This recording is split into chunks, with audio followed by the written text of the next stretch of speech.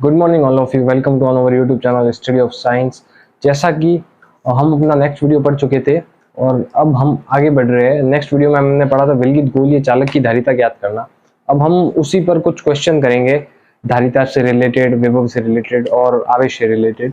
तो इसी में हमारा पहला क्वेश्चन है कि यदि पृथ्वी का विभव को शून्य माना जाए तो पृथ्वी की धारिता कितनी होगी। पृथ्वी के विभव को शून्य मानना है, तब पृथ्वी की धारिता हमें निकालनी है शून्य मानकर। ये क्वेश्चन बहुत इंपॉर्टेंट क्वेश्चन है, बोर्ड में पूछा भी हुआ है पहले, तो इसको आप इंपॉर्टेंट लगा देना और इस क्वेश्चन को अच्छे से करना। इंपॉर्टेंट क्वेश्चन है। तो सबसे पहले धारिता का सूत्र क्या होता है। धारिता का सूत्र हम लिखने से पहले हमको क्या क्या बोला है वो हम लिख लेते हैं। तो यदि पृथ्वी का विभव शून्य माना जाए तो पहले हमको विभव शून्य मानना है। तो माना v इक्वल्स टू 0, तब धारिता ज्ञात करनी है। अब धारिता की परिभाषा से धारिता का सूत्र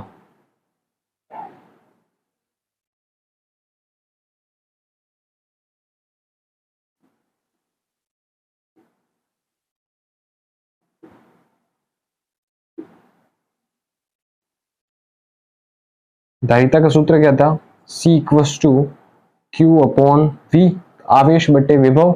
तो आवेश क्या है हमारा, आवेश कुछ दिया हुआ नहीं है तो इसको Q एज इट इज रखेंगे। इसको मैं यहां से यहां पे लिख रहा हूं Q एज इट इज। अब हमारे पास विभव हमको कितना दिया है, 0।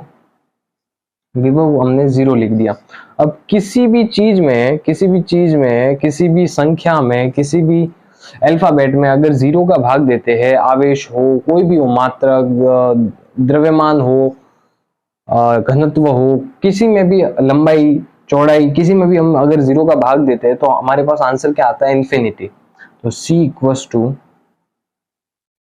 इंफिनिटी। बहुत ही सिंपल क्वेश्चन था, बहुत ही आसान है, आप कर लोगे। तो इसका आंसर आया अनंत। यदि पृथ्वी का विभव शून्य होगा तो पृथ्वी की धारिता अनंत होगी, यानी इंफिनिटी। यानी पृथ्वी के विभव को अगर हम कम कर लेंगे तो पृथ्वी की धारिता अनंत हो जाएगी। पृथ्वी में कितना भी आवेश तो पृथ्वी धारण कर लेगी, तो पृथ्वी की धारिता कितनी होगी, अनंत, यदि विभव शून्य होगा। बहुत इजी क्वेश्चन है और एक इंपॉर्टेंट भी है, तो आप ये नोट कर लीजिए।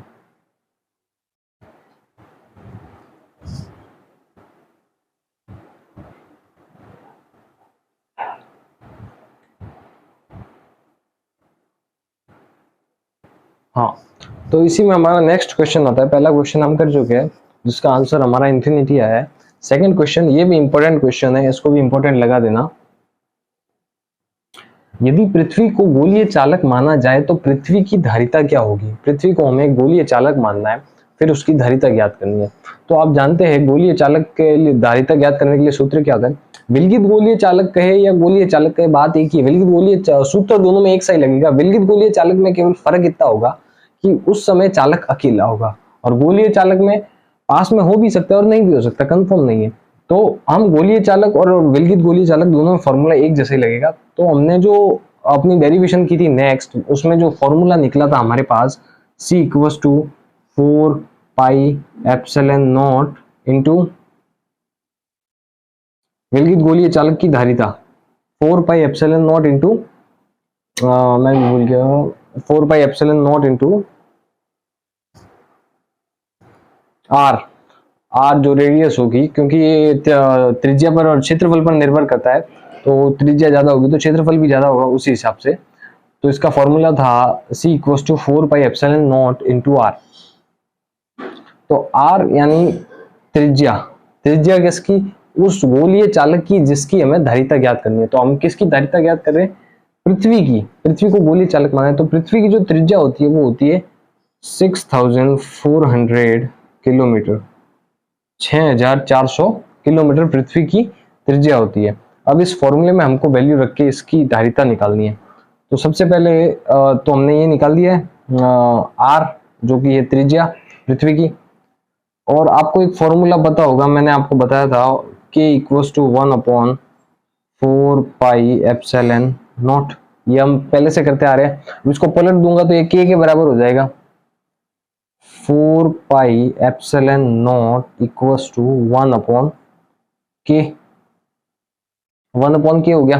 और K की जो वैल्यू होती थी मैंने आपको पहले भी बताई हुई है, 9 इंटू 10 टू पावर 9।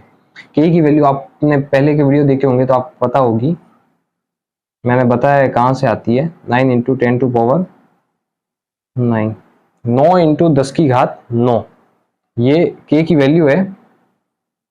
तो यहाँ से हम k की वैल्यू रखेंगे इसकी जगह पर, यहाँ से ये सब एक्स्ट्रा है, आप इसको साइड में नोट करना।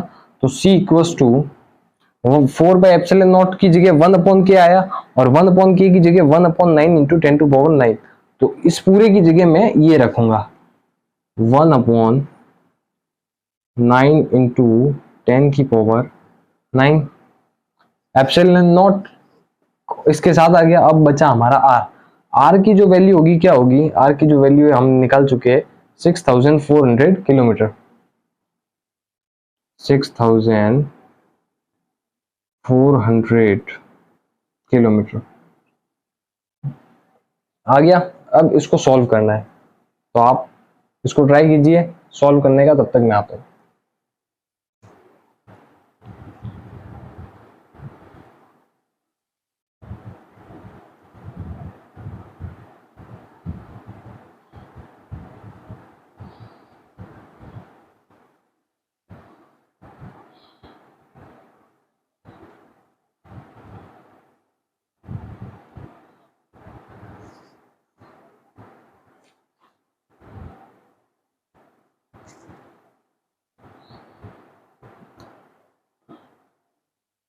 हाँ, तो हमको सॉल्व करने से पहले एक चीज और करनी है कि जो ये किलोमीटर है 6400 किलोमीटर, इसको हमको मीटर में चेंज करना है।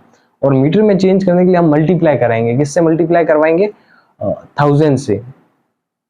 तो करवा देते हैं c equals to 1 into 6400 into 1000 से मल्टीप्लाई करवा दिया, अपॉन 9 इंटू 10 टू पावर 9। ये लिख लीजिए, इसको मैं अभी क्लियर करके लिख दूंगा ऊपर, एक बार ये सब आप नोट कर लो।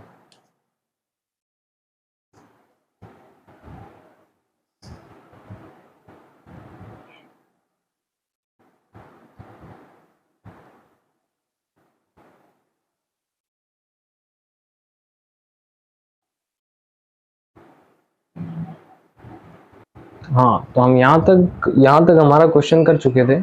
इसके आगे हम करेंगे कि c इक्वल्स टू, यहाँ पर हम 6.4 कर देंगे इसको। जैसे ही 6.4 करेंगे, 2 जीरो तो इसके साथ चले जाएंगे, तो 10 टू पावर 5 हो जाएगी।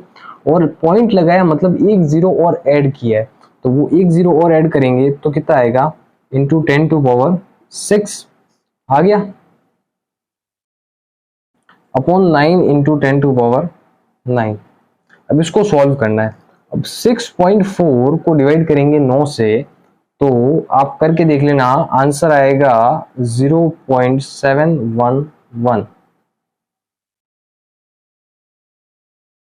Upon 10 to power 9 into 10 to power 6। ये आंसर है।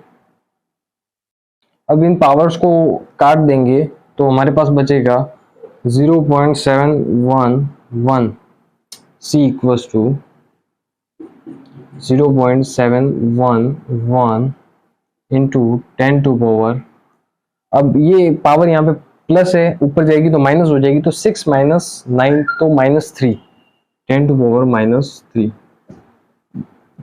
ये आ गई हमारी धारिता, किसकी, पृथ्वी की धारिता।